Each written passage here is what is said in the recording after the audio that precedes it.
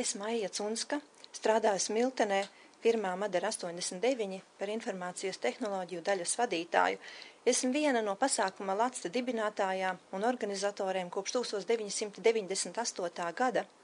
LACTE ir rudens laiks, kad raža tiek novākta ne tikai dabā, bet arī informācijas tehnoloģiju jomā.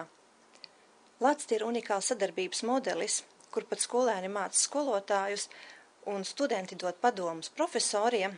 LACTE ir priekš ikviena, priekš skolēniem, skolotājiem, priekš studentiem, pasniedzējiem, informācijas tehnoloģiju profesionāļiem un ekspertiem, priekš visiem cilvēkiem, kuri ir draugos ar informācijas tehnoloģijām. Arī darba formas mums LACTE ir bijušas visdažādākās. Ir bijušas lekcijas, konferences, publikācijas, semināri, praktiskas nodarbības, plakāti.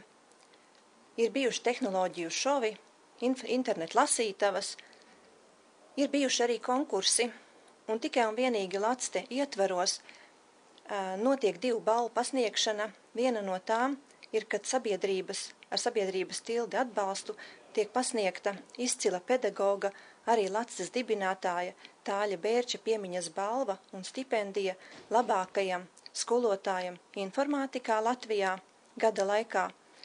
Otra balva, ko sponsorē Eiropas Savienības programma e-Twinning, tiek pasniegta labākajam sadarbības projektam mācību gada laikā.